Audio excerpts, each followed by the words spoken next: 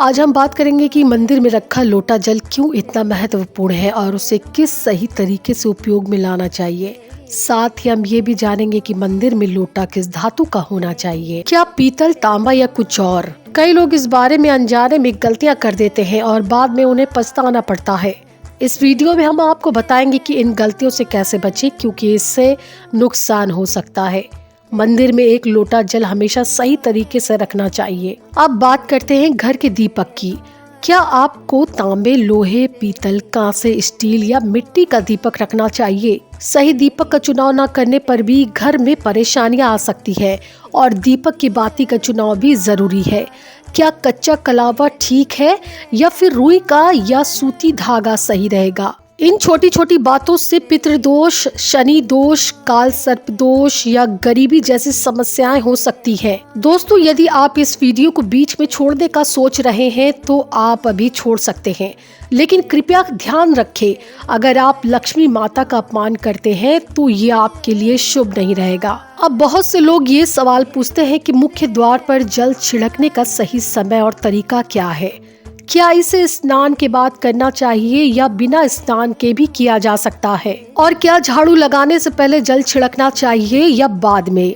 एक और सवाल जो अक्सर पूछा जाता है वो ये है कि पीरियड्स के दौरान मुख्य द्वार पर जल छिड़क सकते हैं या दीप दान कर सकते हैं, और जब मुख्य द्वार पर जल चढ़ाएं तब उसे अंदर की तरफ से चढ़ाएं या बाहर की तरफ से। फ्लैट या किराए के घर में रहने वाले लोग भी पूछते हैं कि मुख्य द्वार पर दीप दान और जल छिड़कने का सही तरीका क्या है। आज का वीडियो इन्हीं सवालों पर आधारित है। सबसे पहले हम ये जानेंगे कि घर के बाहर और अंदर दीपक जलाने के क्या फायदे हैं। खासकर घर के बाहर दीपक जलाने से जो 5 बड़े फायदे होते हैं वो आपको चौंका सकते हैं। भगवान की पूजा में दीपक जलाने का महत्व तो सभी जानते हैं। हिंदू धर्म में देसी घी या सरसों के तेल का दीपक जलाना बेहद शुभ माना जाता है तथा तिल के तेल का दीपक भी जलाया जाता है। लेकिन भगवान के सामने दीपक जलाना केवल पूजा का एक तरीका नहीं है, बल्कि घर के अंदर और बाहर दीप जलाने से कई लाभ मिलते हैं। दीपक जलाने से न केवल सकारात्मक ऊर्जा उत्पन्न होती है, बल्कि 5 बड़े फायदे भी मिलते हैं। तो आइए जानते हैं। नंबर 1, पृथ्वी से अंधकार दूर होता है। घर में दीपक जलाने से न केवल अंधकार दूर होता है, बल्कि नकारात्मक ऊर्जा को भी घर से बाहर कर देता है। जहाँ दीपक जलता है वहाँ सकारात्मक ऊर्जा का वास होता है। स्वाभाविक है, जहाँ सकारात्मक ऊर्जा होगी वहाँ भगवान का भी वास होगा। इसलिए शाम होने से पहले दीपक जलाना शुभ माना जाता है। तेल से जलने वाले दीपक का असर उसके बुझने के बाद भी आधे घंटे तक बना रहता है, जबकि शुद्ध देसी घी का दीपक वातावरण को करीब 4 घंटे तक सकारात्मक रखता है। नंबर 2, दीपक जलाने का वैज्ञानिक लाभ। जब घर में शुद्ध घी का या सरसों के तेल का दीपक जलता है तो उसके धुएं से घर के माहौल में सात्विकता आती है। ये धुआं हानिकारक कणों को नष्ट करता है और वातावरण को शुद्ध बनाता है। नंबर 3, सुख समृद्धि का वास होता है। जिस घर में भगवान के सामने दीपक जलाया जाता है वहाँ माता लक्ष्मी की कृपा बनी रहती है। ऐसे घर में सुख समृद्धि का वास होता है। दीपक को पूर्व दिशा में रखने से व्यक्ति दीर्घायु होता है और उत्तर दिशा में रखने से धन संपन्नता बढ़ती है। दीपक न केवल घर के अंधकार को दूर करता है, बल्कि हमारे जीवन को भी प्रकाश की ओर ले जाता है। नंबर 4, बीमारियों को दूर भगाने में मदद। घर में दीपक जलाने से बीमारियां आसपास नहीं भटकती। परिवार के सभी सदस्यों को स्वास्थ्य लाभ मिलता है। खासकर दीपक के साथ एक लौंग भी जला दी जाए तो इसका असर 2 गुना हो जाता है। ये त्वचा संबंधी बीमारियों को दूर करने में मदद करता है। नंबर 5, शुभ शक्तियों को आकर्षित करना। सनातन धर्म के अनुसार जिस घर में सुबह शाम दीपक जलाया जाता है वहाँ कभी अंधकार नहीं होता। ऐसा घर शुभ शक्तियों को आकर्षित करता है। जलता हुआ दीपक शुभ शक्तियों को चुंबक की तरह खींचता है, जो कि घर के लिए अत्यंत ही लाभकारी होता है। तो दोस्तों, अब जानते हैं कि मुख्य द्वार पर जल छिड़कने का सही समय और विधि क्या है। अगर आप मुख्य द्वार पर जल चढ़ाते हैं तो आपको ये ध्यान रखना है कि जल को रात में सोने से पहले एक पात्र में भर कर रखना चाहिए। आप कोई भी पात्र ले सकते हैं, जैसे तांबे, पीतल, स्टील या चांदी का। यदि गंगा जल उपलब्ध हो तो उसे थोड़ी मात्रा में डालें और फिर शुद्ध जल से पात्र भर दें। अगर गंगा जल नहीं है तो केवल शुद्ध जल भी पर्याप्त है। इस जल से भरे पात्र को अपने घर की रसोई में रख दीजिए। सुबह उठकर इस जल का छिड़काव अपने मुख्य द्वार पर करें। मुख्य द्वार पर सुबह सबसे पहले छिड़का गया जल घर की सभी समस्याओं को दूर करता है। यदि आप नकारात्मक ऊर्जा, मानसिक परेशानी, आर्थिक तंगी या वास्तु दोष से परेशान हैं, तो ये उपाय आपकी मदद करेगा।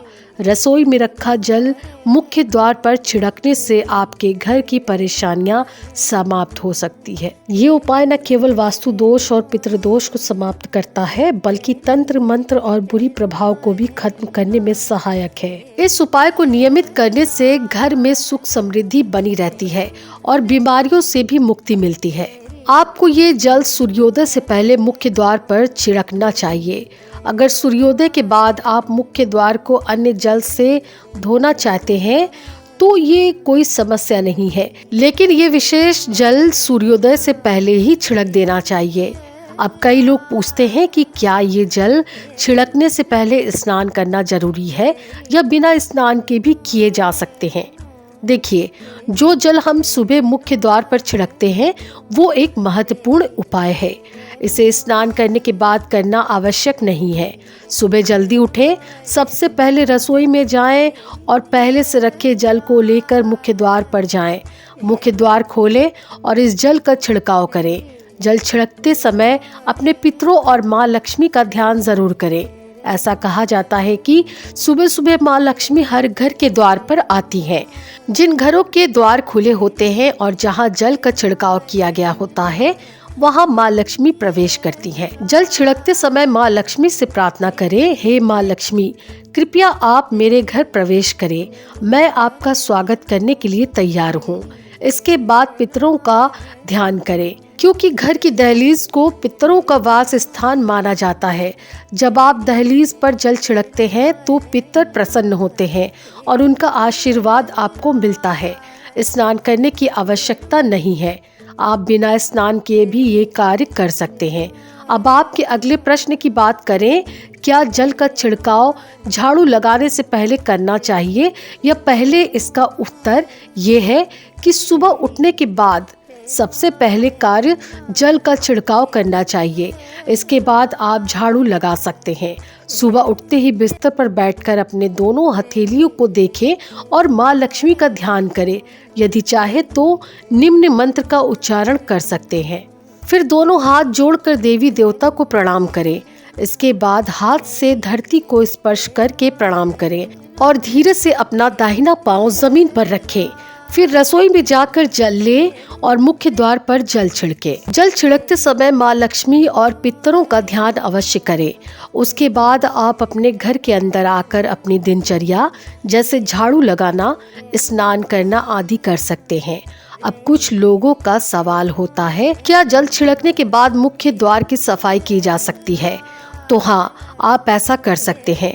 पहले रसोई में रखा जल मुख्य द्वार में छिड़क दें। इसके बाद अतिरिक्त पानी लेकर मुख्य द्वार की अच्छे से सफाई झाड़ू या पानी से कर सकते हैं। कुछ लोग पूछते हैं कि अगर वो फ्लैट या किराए के कमरे में रहते हैं तो जल का छिड़काव और दीपदान कहाँ करें? तो इसका उत्तर ये है कि आप जहाँ रहते हैं वहाँ के मुख्य द्वार को ही माने, मतलब जिस दरवाजे पर आपका नाम लिखा हो या नेम प्लेट लगी हो वहीं जल छिड़के और दीपदान करें। अगर आपके पास एक ही कमरा है तो कमरे के दरवाजे को मुख्य द्वार माने और वहीं पर ये उपाय करें। अब अगला सवाल ये है कि क्या पीरियड्स के दौरान मुख्य द्वार पर जल छिड़का जा सकता है और दीपदान किया जा सकता है? जल छिड़कने के लिए पीरियड्स का कोई असर नहीं होता, आप जल छिड़क सकती हैं, लेकिन दीपदान कार्मिक पूजा में आता है जो बिना शुद्धता के नहीं किया जा सकता। इसका मतलब ये है कि पीरियड्स समाप्त होने के बाद ही दीपदान करें। इसके अलावा कुछ लोग पूछते हैं कि मंदिर में जल रखना जरूरी है।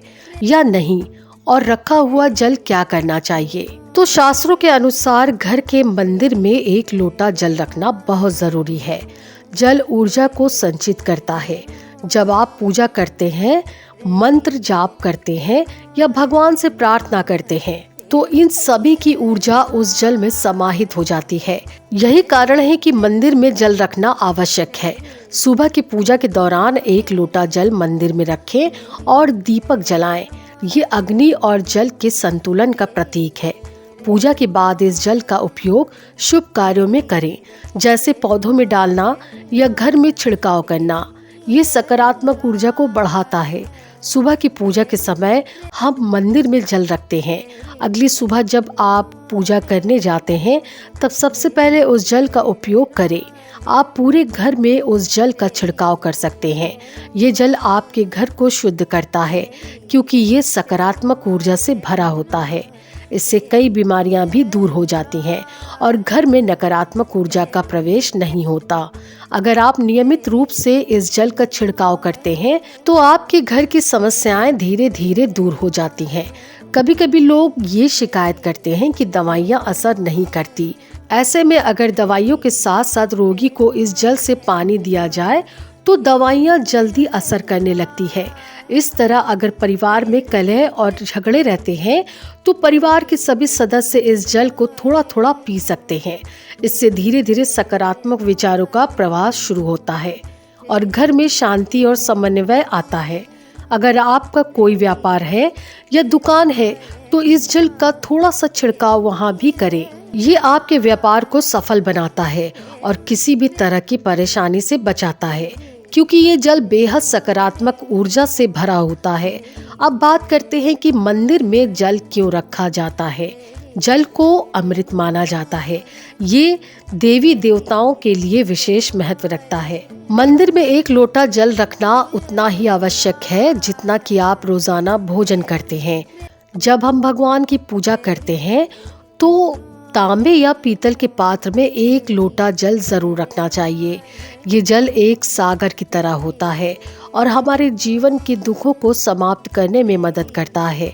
यदि कोई व्यक्ति भगवान को रोजाना भोजन नहीं करा सकता, तो वो मंदिर में 1 लोटा जल रख सकता है, जिससे उसकी पूजा पूरी हो सके, ताकि भगवान उसे ग्रहण करें और ये जल रूपी प्रसाद अगले दिन सुबह आप प्रसाद समझकर ग्रहण करें। लेकिन याद रखें, मंदिर में रखा जल कभी भी तुलसी में अर्पित नहीं करना चाहिए, क्योंकि ये जल सभी देवी देवता ग्रहण करते हैं। हाँ, अगर आपके घर में लड्डू गोपाल या राधा कृष्ण हैं और आप 1 लोटा जल उनके लिए अर्पित करते हैं, तो आप अगले दिन यानी सुबह के समय वो जल तुलसी में चढ़ा सकते हैं। मंदिर में रखा जल अगले दिन यानी सुबह अपनी आंखों को धोने के लिए प्रयोग कर सकते हैं। इससे आंखों की रोशनी बढ़ती है और आंखों की बीमारियां दूर होती हैं।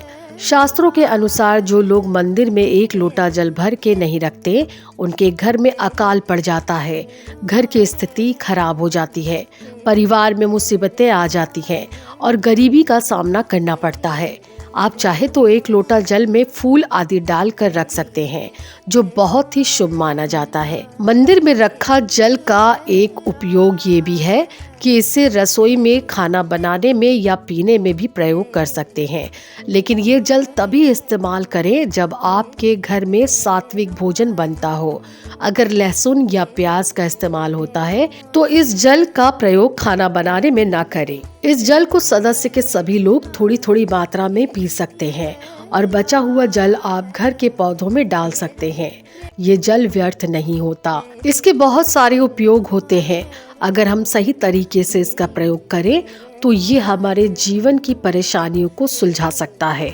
मंत्रों से अभिमंत्रित जल बहुत शक्तिशाली होता है और हमारे घर के मंदिर में रखा जल देवताओं का आशीर्वाद होता है, क्योंकि वो हमेशा देवताओं के पास होता है। इस जल में सभी सकारात्मक शक्तियाँ समाहित होती हैं और अगर हम इसका सही प्रयोग करें, तो ये हमारे जीवन में सकारात्मक परिवर्तन ला सकता है। मतलब आप जल को पीने, खाना बनाने, घर में छिड़काव करने में इस्तेमाल करते हैं। इससे हमारी समस्याओं का समाधान होता है और अगर कोई भी कार्य नियमित तौर पर किया जाता है तो हमें उसका लाभ जरूर मिलता है।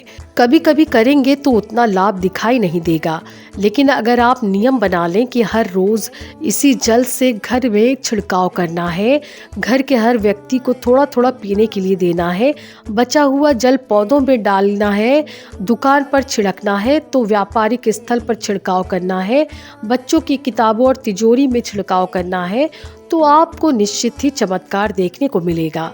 इसी तरह से रसोई में रखा हुआ जल होता है, उसका छिलका आप अपने घर के मुख्य द्वार पर रखें तो इसका लाभ बहुत जल्द ही दिखाई देगा, लेकिन इसे अपने रूटीन में शामिल करना होगा। प्रतिदिन नियम से ये कार्य करना होगा, तभी आपको लाभ मिलेगा। कई लोगों के सवाल होते हैं कि मंदिर में रखा जल जब हम अगले दिन उठाते हैं तो उसमें कभी कभी कीड़े मकोड़े पड़ जाते हैं, तो क्या करें? हम ढक सकते हैं। हाँ, आप उसे पूजा के बाद प्लेट या कटोरी से ढक सकते हैं। जब आप अगले दिन उस जल को उठाएंगे तो वो बिल्कुल शुद्ध और साफ सुथरा होगा। आप इस जल का प्रयोग किसी भी कार्य में कर सकते हैं। जब भी आप घर के मुख्य द्वार पर जल छिड़काव करें तो गणेश जी का मंत्र ओम गण गणपतये नमः जरूर बोलें, और जो हमने आपको वीडियो में बताया है उसे ध्यान से समझकर अपने घर के मुख्य द्वार पर जल का छिड़काव करें। आप जानते हैं कि दीपक किस पदार्थ का होना चाहिए? लोहे का, तांबे का, पीतल का, कांसे का या स्टील का या फिर मिट्टी का? आखिर घर में कौन सा दीपक रखना शुभ माना जाता है? अगर गलती से भी घर में गलत पदार्थ का दीपक रखा है तो पूरा घर अस्त व्यस्त हो जाएगा, कंगाल हो जाएगा और बर्बाद हो जाएगा। देखिए, स्टील के दीपक में पूजा करने से घर में शनि को नाराज किया जाता है। लोहे के दीपक से भी पूजा नहीं करनी चाहिए, क्योंकि इससे घर में गरीबी आ जाती है। बाजार में लुभाने के लिए कांच के दीपक आ गए हैं, लेकिन बिल्कुल भी गलती से भी घर में कांच का दीपक न लाएं, नहीं तो राहु केतु आपके घर में आ सकते हैं और घर को बर्बाद कर सकते हैं। कांच का दीपक शनि और राहु को नाराज करता है। तांबे का, पीतल का और मिट्टी का दीपक धन की देवी लक्ष्मी को आकर्षित करता है। घर में कोई भी अन्य प्रकार का दीपक लाना सही नहीं माना जाता है। पीतल और मिट्टी के दीपक को शुभ और मंगलकारी माना जाता है, क्योंकि ये शनि और राहु केतु को प्रसन्न रखता है, साथ ही मंगल ग्रह का भी असर कम करता है। कच्चा कलावा और रुई से जलने वाला दीपक सर्वोत्तम होता है। जो लोग सूती धागे से हाथ पर बांधने वाली बांधी तैयार करते हैं, उनके घर में समस्याएं और गरीबी आ सकती है। रुई और कच्चा कलावा का दीपक ही शुभ माना जाता है। अब जानते हैं कि मंदिर में घंटी क्यों बजाई जाती है। भगवान शंकर के मंदिर में घंटी बजाने का उद्देश्य क्या है? ताली क्यों बजाई जाती है?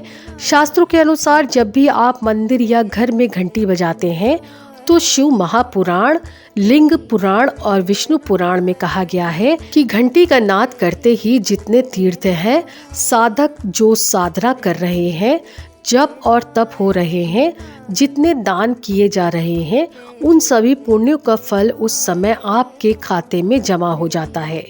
अब मंदिर में ताली बजाने का महत्व भी समझते हैं। जब लोग भजन कर रहे होते हैं या पूजा में व्यस्त होते हैं तो 3 बार ताली बजाने से उनका पूरा पुण्य हमारे खाते में आ जाता है, जिससे हमारा भाग्य उज्जवल हो जाता है। एक महत्वपूर्ण बात यह है कि घर में गरुड़ घंटी का नाद करना बेहद शुभ माना जाता है, मगर बच्चों को खेल के तौर पर घंटी नहीं दी जाती, क्योंकि घंटी का नाद करते समय सभी का पुण्य हमारे खाते में आ जाता है। इसीलिए घंटी का नाद केवल पूजा और भजन के समय ही करना चाहिए। इसे खेल खिलौने के रूप में ना लें। मंदिर में घंटी बजाने का तरीका भी महत्वपूर्ण है। यह हमेशा प्रेम और श्रद्धा से बजानी चाहिए, ना कि जोर जोर से। कई बार लोग मंदिर का पट बंद हो जाने के बाद भी घंटी बजा देते हैं, जिससे पाप लगता है। अगर भगवान मंदिर में विश्राम कर रहे हैं तो उस समय घंटी बजाना घोर पाप माना जाता है। मंदिर बंद हो जाने पर घंटी को रस्सी से बांध दिया जाता है ताकि वो ना बजे। घंटी बजाने का सबसे शुभ समय सुबह 4 बजे से लेकर 11 बजे तक होता है, क्योंकि ये समय अत्यंत मंगलकारी होता है। इसके अलावा शाम 6 बजे से रात 11 बजे से पहले भी घंटी बजाई जा सकती है, रात 12 बजे के बाद मंदिर के पट बंद कर दिए जाते हैं और देवी देवता विश्राम करते हैं। इस समय घंटी बजाना पुण्य के बजाय पाप का कारण बन सकता है। तो दोस्तों, आपको ये वीडियो कैसी लगी हमें कमेंट करके जरूर बताएं और साथ ही जय माँ लक्ष्मी अवश्य लिखें।